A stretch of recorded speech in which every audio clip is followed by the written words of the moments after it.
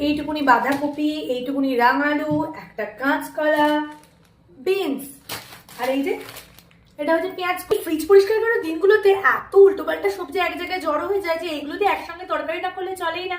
তো আজকে তোমাদেরকে একটা দারুণ রেসিপি দেখাবো, সব সবজি দিয়ে একসঙ্গে একটা পাঁচমেশালি তরকারি, তবে অবশ্যই একটু অন্যরকম হবে। তো চলো কি করে আমি রান্নাটা করছি দেখিয়ে দিই।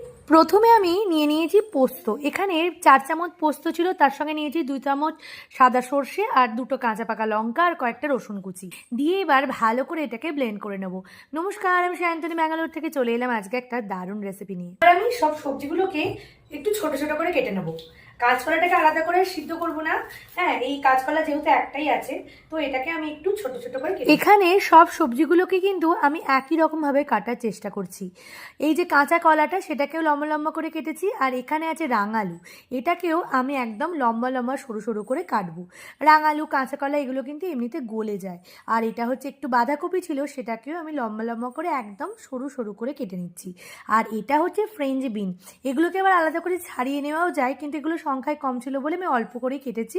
আর এদিকে ছিল পেঁয়াজ কলি। তো আমার কাটাকাটি কমপ্লিট। এবার মশলা বানাবো। আমি শুকনো খোলায় একটুখানি 5 ফোড়ন, কয়েকটা শুকনো লঙ্কা, একটা তেজপাতাকে ভালো করে একটু নেড়ে নিলাম। এরপরে আমি সবকটাকে বাটনার জন্য আলাদা করে রেখে দেবো। যদি আমি তেজপাতা শুকনো লঙ্কাটাকে বাটবো না, কড়াইতে সর্ষের তেল দিয়ে তার মধ্যে ওইগুলো ফোড়নে দিয়ে সব সবজিগুলোকে দিয়ে আমি এবার ভালো করে একটু নাড়াচাড়া করে নেব। মশলা বলতে আমি ওপরে একটুখানি দেব নুন আর দেব হলুদ, পরিমাণ মতো নুন আর হলুদ দিয়ে আবার একটু হালকা আঁচে একটু ভালো করে নাড়াচাড়া করে এবার আমি এটাকে চাপা দিয়ে দেবো বেশ কিছুক্ষণের জন্য। প্রায় 15-20 মিনিট পর যখন সবজি থেকে জল বেরিয়ে একদম ঝুড়ো ঝুড়ো হয়ে যাবে, সেই সময় দেখেই বোঝা যাবে যে সবজিটা হয়ে গেছে সেদ্ধ। সেই সময় পোস্ত আর সর্ষে বাটাটা আমি দিয়ে দেবো। দিয়ে এবার ভালো করে নাড়াচাড়া করব। পোস্ত আর সর্ষে বাটাটা বেশ অনেকটা পরিমাণে দিয়েছি যাতে টেস্টটা ভীষণ ভালো আসে। এরপরে বাটনা জল যে জলটা আছে সেটা দিয়েই আমি ভালো করে কষাবো, আলাদা করে এতে কোনো জল দিইনি। তারপরে আমার ওই ভাজা মশলাটা দিয়ে নিলাম। ভাজা মশলা দিয়ে একটু নাড়াচাড়া করলে কিন্তু মোটামুটি আমার এই তরকারিটা রেডি।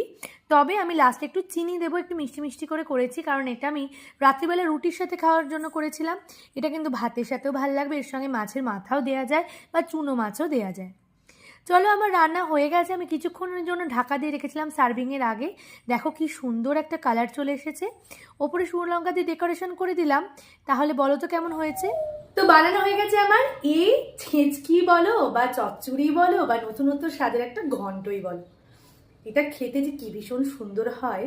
তোমরা একবার নিজেরা বাড়িতে বানিয়ে দেখো, অন্যরকম স্বাদ লাগবে। পোস্ত আছে, সর্ষে আছে, 5 ফোড়নের হালকা ঝাল আছে, সব মিলিয়ে এই সুন্দর পাঁচমেশালি সবজিটা খেতে ভীষণ